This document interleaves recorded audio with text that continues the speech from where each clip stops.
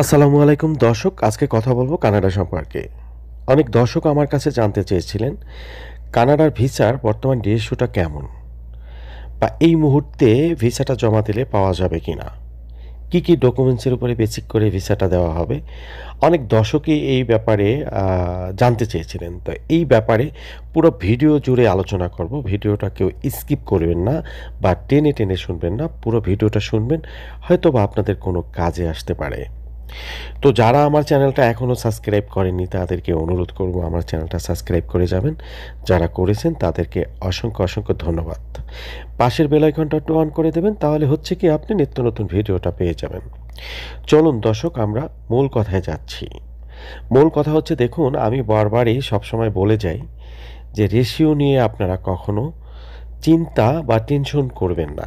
রেশিওটা কখন ভালো দিচ্ছে, কখন খারাপ দিচ্ছে, এই চিন্তাটা যদি আপনারা না করে নিজের উপরে ফোকাস করেন, নিজের ডকুমেন্টস নিয়ে যদি আপনারা কথা বলেন বা ডকুমেন্টসটা কীভাবে সাজালে আপনি ভিসাটা পেতে পারেন, সবচেয়েতে আপনি বেনিফিটেড হবেন, উপকারিত হবে আপনার।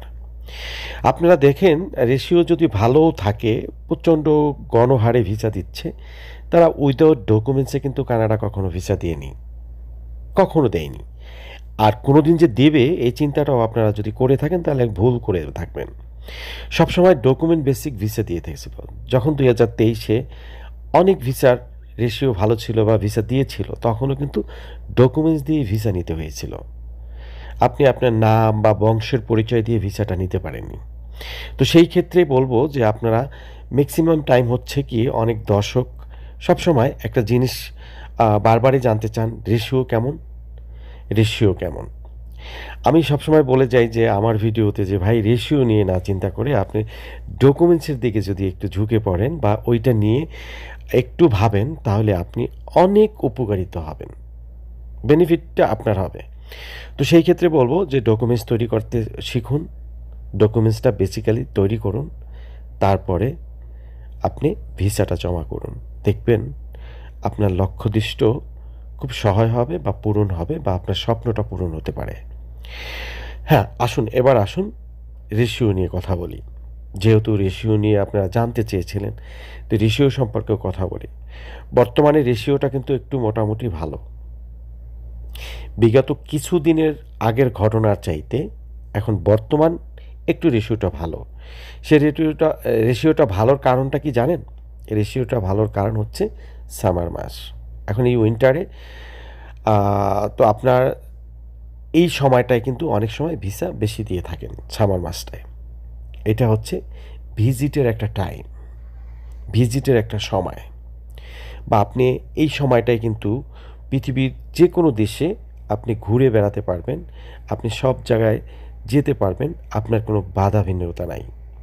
যেমন হচ্ছে ঠান্ডার সময়টায় কিন্তু প্রচণ্ড ঠান্ডা থাকে, বরফে ঘেরা থাকে, ওই দেশের মানুষগুলি বের হতে পারে না। আপনি যে সেখানে কিভাবে ঘুরবেন, এটা ভিসা অফিসারের কিন্তু মাথায় থাকে। আর এই সময়টা হচ্ছে ভিজিটের একটা টাইম, যে আপনি সব জায়গায় ঘুরতে পারবেন বা আপনার যে লক্ষ্যদৃষ্ট সেটাও আপনি পূরণ করতে পারবেন। তো এই সময়টা কিন্তু ভিসা বেশি দিয়ে থাকেন। জুন, জুলাই, আগস্ট, এই যে সময়টা খুবই ভিসা পাওয়ার জন্য উপযোগী সময়। জুন, জুলাই, আগস্ট, আবারও বলবো, এই সময়টা হচ্ছে ভিসা পাওয়ার জন্য উপযোগী সময়। তো এই উপযোগী সময়টা আপনার কাজে লাগাতে হলে কিন্তু আপনার ডকুমেন্টস থাকতে হবে। প্রপার লাইনে, গাইডলাইনে যদি আপনি জমা করতে পারেন ভিসাটা, আপনাকে ভিসা কিন্তু ভিসা অফিসার দিবে। এটাতে কখনোই কিন্তু বাধা ভিন্নতা থাকবে না।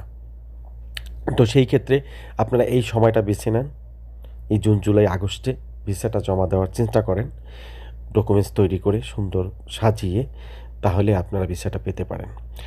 আর মূল অ্যাডভাইস যেটা আমি দিব, যারা হচ্ছে কোথাও ঘুরেন নেই, ফার্স্ট টাইম হয়তো কানাডাতে যাওয়ারটা স্বপ্ন বা যেতেই হবে, তাহলে বলবো যে ফিফা ওয়ার্ল্ড কাপের যে খেলাটা সামনে আছে, সেই খেলাটা রেখে ওইটার জন্য প্রিপারেশন নেন।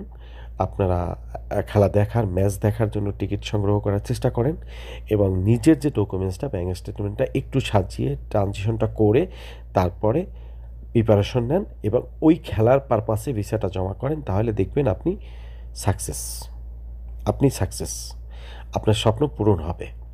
কারণ হচ্ছে কি আমি বিগত ভিডিওতেও বলে গেছি যে ফিফা ওয়ার্ল্ড কাপ কিন্তু কানাডার কাছে, মেক্সিকোর কাছে, আমেরিকার কাছে প্রচণ্ডভাবে দাবি জানিয়ে গেছেন যে যে কয়টা টিকিট বেচা হবে বা যারা টিকিট খেলা দেখার জন্য কিনবে তাদের ভিসাটা যেন ইনশিওর করা হয়, ভিসাটা যেন দেওয়া হয়।